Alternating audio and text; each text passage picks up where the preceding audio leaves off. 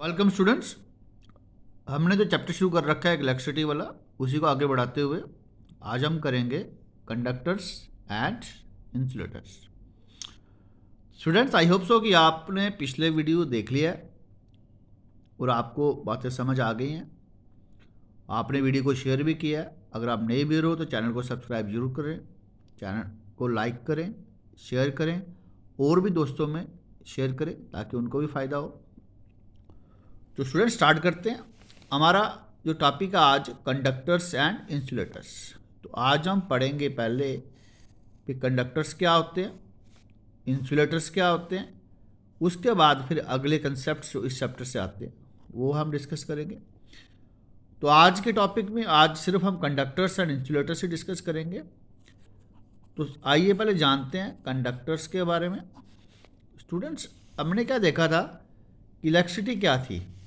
Electricity थी it's a flow of electrons,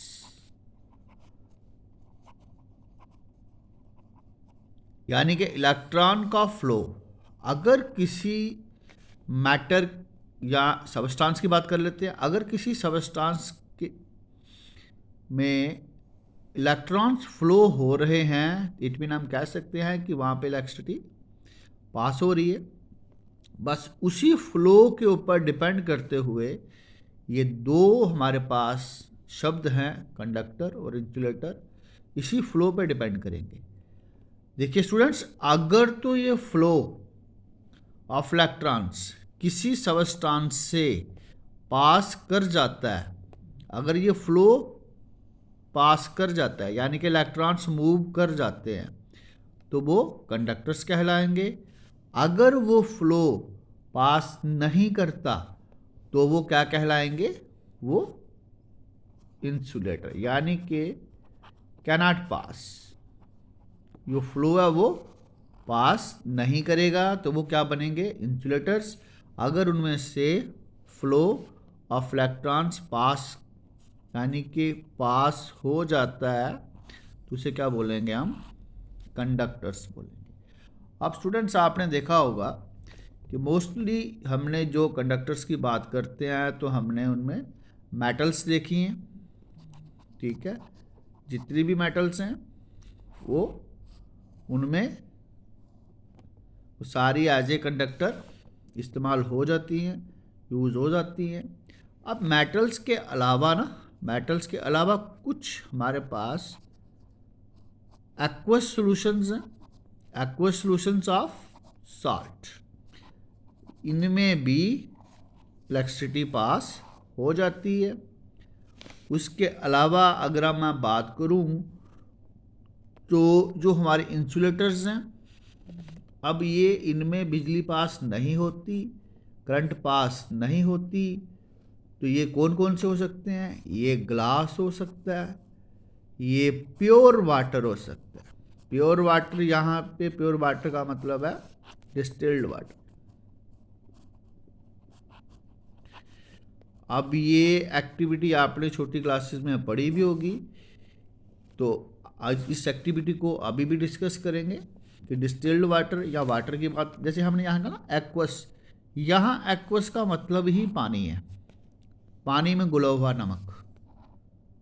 अगर आप नमक, ड्राई नमक की बात करेंगे उसमें करंट पास नहीं होगी, पानी में घुला हुआ नमक। तो आइए पहले इसी बात को ही समझ लेते हैं।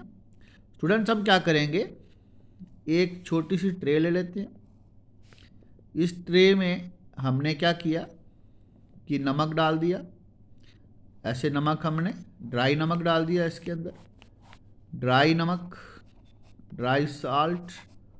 और सपोज करिए ये हमारे पास एक छोटा सा बल्ब बना लेते हैं यहाँ पे, और ये वायर बना लेते हैं, और ये वायर यहाँ से हम क्या करते हैं, ब्रेक कर देते हैं यहाँ से, और यहाँ पे एक बैटरी लगा देते हैं।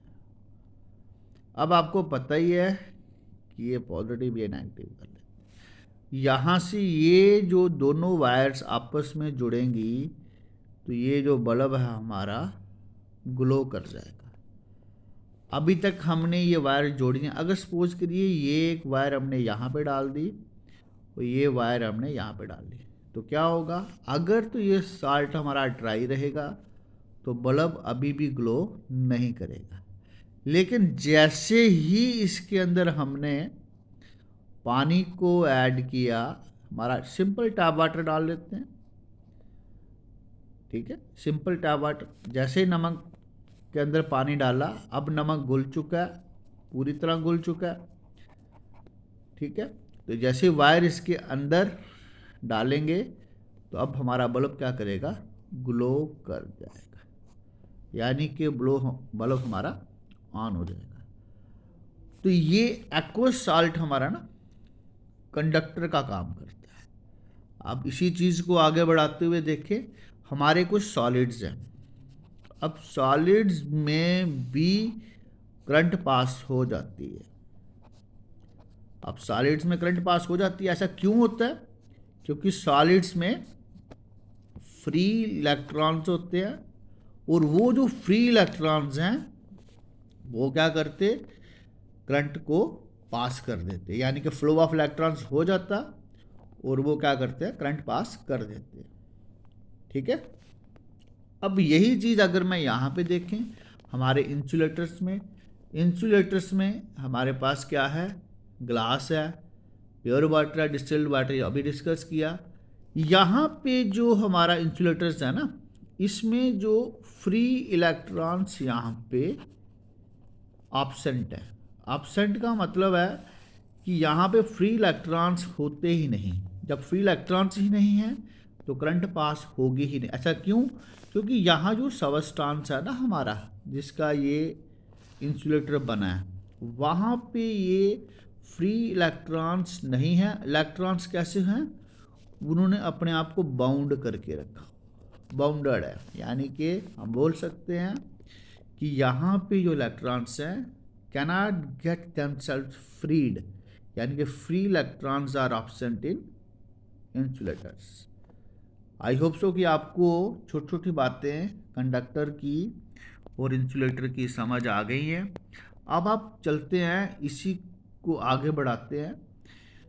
जो हमारा इंसुलेटर है ना, इंसुलेटर है, इसको जब हम क्या करते हैं? फ्रिक्शन कर देते हैं या रब करते हैं, ठीक है, तो ये इजीली चार्ज हो जाता है। इजीली चार्ज यानी कि इसके ऊपर चार्ज आ जाता है। जैसे हमने देखा था सिल्क और ग्लास रॉड की एग्जांपल ली थी, है ना।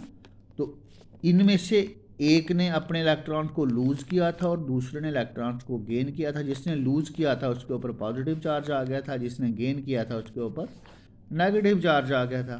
तो ये इंसुलेटर्स को रब करते हुए इजीली चार्ज हो जाते हैं।